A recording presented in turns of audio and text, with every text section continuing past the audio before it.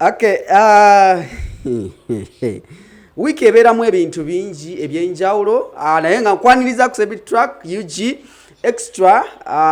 tutandise bwe tuti weekend tugenda tujiwumbawumba mpola mpola abalinaanye mbadde nsaba sound asooka aveeko banja kuba omuntu mujjemu amanyi naye nga oli butereevu abatuliza ku Rock FM ne ku Sebit Track extra UG kwe tuli butereevu live on Rock FM kwe tuli naye week wetambulidde ndowooza ebaddemu ebintu bingi tuzze kubaganya tochi mu bintu ebadde mu week naye nako olwaleero webuzibidde akabako andowooza musajja yenna yonna gy'oli weetaaga omuntu omukyala nga alinga Dumuna. Every man deserves a Dumuna. Oba omanyi Dumuna mukyala wa Kabako Jazeera erinnya lya Namuddu ne Namuddu Jazeera okitegeera kati yadde erinnya lya Namuddu n'aliva bw'ati maaso bw'ati n'alidde emabega ye Dumuna. Abantu bamanyi lwaki bamuyita Dumuna abasinga naye nga kyekiri mu ggwanga olunaku olw'eggulo twalabye Kabako ne Dumuna nga bezooba ne wali ettaka lyagula eyesaidi ze Busaabala Masajja ndowooza obuzibu we buvudde waliwo ayagala bakumpanya ettaka lya Kabako yaligulayo dda inaba neyiba okuli Jeff Chiwa yeetoloddwa ba celebrities bangi bamwetolodde wonyine wo yagula naye ekirabika yamuguzawo ayagala ate kuddamu kwezzaawo okitegeera so muganda wange nakulabidde embeera nga bwe yabadde nga Dumuna oba muyite Namuddu Jazeera agezaako kutaasa bbaawe naye Uganda yonna buli musajja I think every man deserves a one Dumuna mu bulamu bwo weetaaga omukyala ng'alinga Dumuna okitegeera Jazeera Dumuna omuntu yenna buli musajja yenna gy'oli weetaaga omukyala ng'ali agwa mu kiti kya Dumuna oba Namuddu okitegeera kuba muganda wange nakulabidde omukyala oyo kati n'olwaleero baadde batwala bawe ku poliisi talinze kunoonya booda agambye nze ngenda tutambulayo ebigere okitegeera kwegamba nti nga bw'olaba omukyala oyo ku screen simanyi simanyi ngenyinza okwogera Dumuna ono omuditamininga otya kuba buli musajja yenna weetaaga omukyala akubeererawo mu kaseera akazibu akubeererawo mu kaseera akazibu ennyo simanyi oba ani ayinza okumbeererawo kumwe mwenna abali abanfollowing ani ayinza okumbeererawo nagamba nze devotion ewaddeyo mu mbeera y'obwavu ey'ebizibu mu mbeera eya 42 days ngenda kubeera naawe sigenda kuvaako nina okukulemerako mwana wa maama kuba omanyi gye tuvudde abaana enaku zino naye kansooke mbalage ku Dumuna just mu moments butono nnyo okulaga nti omukyala gw'olina okubeera naye mu bulamu bwo Mukama nyambo mpeyo ku Dumuna mutuwe ku Dumuna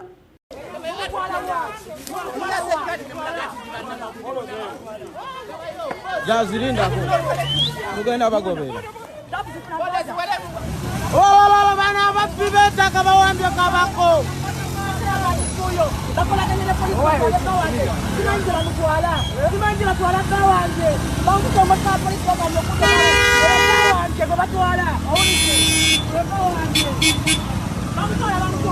baba na bafibeta kabatwala Kabako batwala Kabako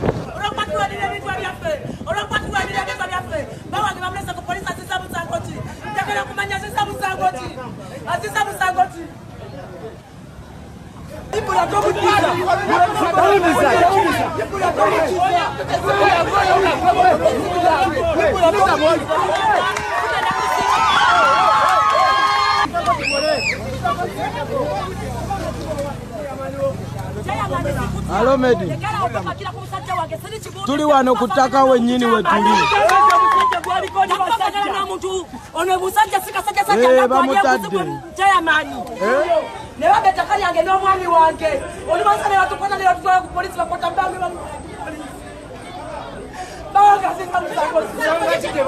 oli wange nina kubuuza wano wo mbubuliza wo ndikuwangani mazi ebiwandiko bikuwangani ebibyo ndiwo ndiwo birete Yanguye. Biete, ombulya nani yakukuza mupikwe. Mujja mu trespassinga. Gwamanyi. Lete biwandiko. Ati goya tomera Mpapula muzeyi. Lete mpapula zo. Kanti wagula. Oye Dumuna Namuddu Jazira erinnya erya Namuddu yaliva bati maaso nalidda mabega yeyita Dumuna okisegeera so ebintu ebitakosa amawulire mu wiki bibadde bingi twayina wiiki awo ndowooza ng'etandika twayina ebifaananyi bya mwana muwala Diana Nabatanzi oba the beautiful Diana Nabatanzi omwana ow'eriiso omwana abeera mu nnyumba n'ogamba ono omukyala alina okubeera mu nnyumba ebifaananyi yafulumya ebifaananyi nga yasooka nafulumya ebifaananyi nga omusajja gwayimiridde naye atukubye ati omugongo tamulaze face naye nga ebifaananyi biraga nga abadde mu kukyala oba ng'omuntu yenna nga abadde n'okukyala oba nga okyadde wabazadde ba munno nga Diana Nabatanzi ne action zonna zaali mu bifaananyi nga lirina mpijja ng'olabira ddala nti wabadde omukolo ogw'amaanyi ebifaananyi byayogeza abantu obwama lwasa n'agenda ku Facebook banaye omusajja mukama akuyambanga kambagambe ekintu kimu abakyala bano it's not that bakyali banga bave Masaka mbayisaamu amaaso naye ekyamazima tekyandibadde bwe kityo naye omusajja ye omukyala yenna omusajja Katonda akuyambanga n'otafuna musajja ve Masaka oba fa ab'emityana kale ko bana mityana banasingo ab'ensonga abantu b'e Masaka si bonna naye omusajja w'e Masaka lwasa ayina ekyalo nze nalabye ku basajja abayina ekyalo lwasa ayina ekyalo omujesi Nabatanzi postinga bifaananyi omusajja n'avaayo n'apostinga ku Facebook page n'agamba mbwalolabye ekwembwa entebogola ng'embwa n'agamba mbusimanyi oli yani kidawalime simanyi ono yegundi annange lwasa nze kale simanyi bakyali banga bave Masaka okulya Sebunya Rogers gwenkola ne ku Telefina BBS Telefina banji betukolana n'abana buddu naye omwana oyo lwasa yaboononera ekifaananyi buli woyogera ata waliwo nali awo omwana n'agamba nti bana lwasa omuwala yagamba naga mukama mbeera unentya n'ogamba bakyali bange nti my boyfriend comes from Masaka because of Lwasa that guy oba kyalo oba kiki situmanyi wiki we yatambulidde awo Diana n'ate ebifaananyi naye era wiki egenza okugwa abantu ne bagamba kwanjula bannaye guno muzannyo akali amaggwa bannaye director wakali amaggwa yenna yonna gy'oli bossa oh my god it's a nice concept akali amaggwa following Trust Films ku YouTube ojja kuba following bali mu shooting amuzannyo gwa akali amaggwa then bakola ebifaananyi nga biringa photoshoot y'okushalabwa kuba mu muzannyo gwe baleeta kugenda kwera mu okwanjula n'okukyala bikibwe bityo okitegeera so embeera eyo yajjira abantu ne balowooza Diana kyakoze Lwasa mukubye joka omukulu kwe kukankana mukulu mani omukulu yali ayagala Diana Nabatanzi Lwasa yali ayagala Diana Nabatanzi kyemanyira avuye kukozesa ebyo naye omuntu aya kusulawo muleka agende naye wiki wegenze okugwerawo olunaku lwako lusajjo Diana n'avaayo n'aposting ebifaananyi ng'ebituufu nga byali byakuzannya muzannyo biri muzannyo gwa akali amaggwa face ya bossa nefa nerebeka bulungi kwegamba ne tukiri ne kivaawo nti bali balowooza nti simanya kwali kwanjula kutuufu abantu nga batiddemuko kwegamba ne kitereera ate ndowooze kimu ne kyateredde bulungi naye nga kyenkusaba kiri kimu bannange abaana b'e Masaka mutuvuze speed then the same week twabadde ne Robadoba yawasizza eyali mukyala w'omugenzi AK47 abambike kaseera ndowooza ebbanga ly'omukyala lyagumiikiriza libadde panvu kwe kaseera ndowooza kati buli omu okubaako omukyala ng'omukyala yadde omwami yafa tekikujjaako nti feelings z'omukyala ziba zifudde ate tekikujjaako nti omukyala osobola okufumbirwa ewalala olaba abakyala bawano afumbirwa ewalala ng'ali maka malala ng'alina omusajja kati olwo omukyala yafiirwako bbaawe kitegeera so abwebityo byatambudde roba utwalaba mukyala Magi ng'asiramuka adda mu side y'obusiraamu awo ne bamuwa n'atola shahada kwegamba bwebityo byatambudde weekend we yatambulidde naye nga nyongera bakwiza bakyali bange mwena gye muli. This is a message to you guys. Corona is real. COVID is real. Bana twekuume twambale mask. Yambala mask goberera amateeka g'abasawo ge bataddewo mwewale abantu ali omujuzo gw'abantu kyembasaba kyokka nze nga ffe tulina eddoboozi esotuuka abantu abangi we bali omuntu wa bulijjo otasatuuka kyembasaba kiri kimu twekuume. COVID is real. COVID ali mu kutta abantu. COVID atuza abantu. Ukitegeera so twekuumire ddala abakozesa habo bane mufune endagiriro entuufu abakozesa waliwo akamuli akabadde ka trending ennaku zino ku social media ate nekirala kanjogere ku kino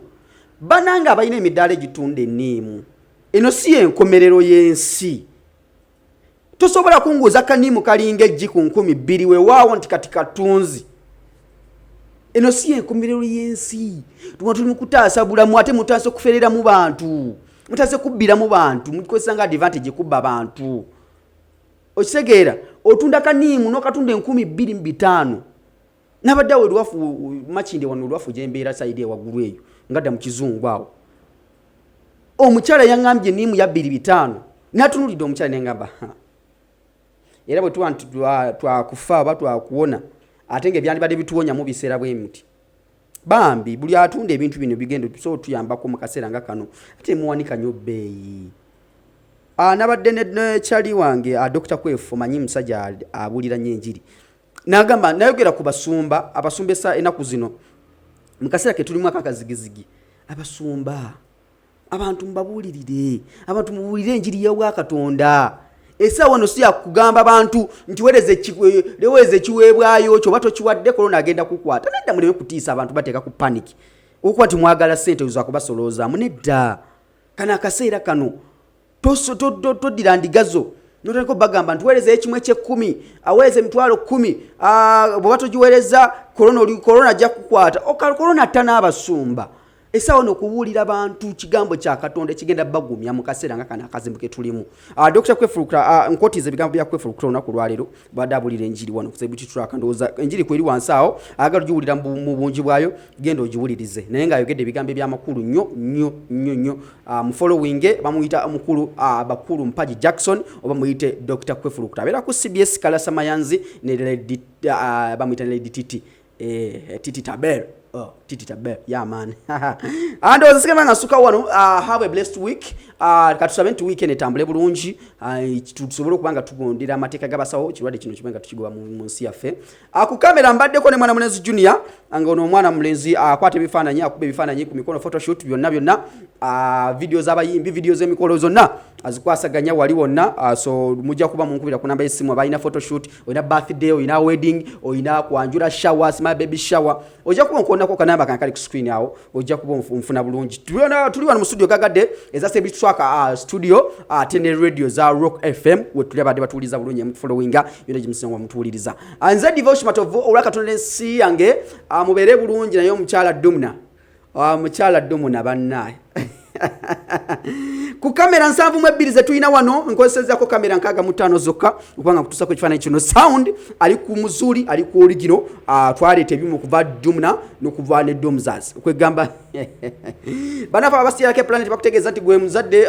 oyina omwana nga omwana muyimbi oba nawo ng'oli muyimbi osobola bagenda n'obakyalirako ku tabiri abo wali makinde ku madirisa bagamba nti balina stages ez'ebivulu mataala sound bamanaginga abayimbi balina n'omuyimbi aliko kati flow naye afulumiza akayimbi akayita ekiteeso omugaga wange agamba atya CRK agamba atya Richard Kisuze waggulu awo CEO CRK waggulu awo wali awo makinde tuli banne bakinye na mpindo bo otuuseewo ovyo bafuna bulungi nnyo omubeere bulungi mweraba wish you a nice week abali Dubai Jordan Oman abali Qatar Bahrain mwe nambagala nnyo lera Dubai we are coming embere no bemalo kuterera teryamuko tugenda kubanga tujje Dubai awo tubenga ensonga zino tuzikwasaganya bulungi tujje kweyo mutubulire biki bye muyitamu eyo mu mbere gye muwangalira yangi bangya kubamba tegeezaawo Era nakanamba kankali yawo ku WhatsApp mujja kuba mpa message bali Dubai nga mujagala nje nkusaleko nja kuba nginda nja kuba nzija nkusaleko muganda wange mwana wa dadi nga tukwasaganya mpala mbere bulungi mweraba mbagala nnyo bye bye.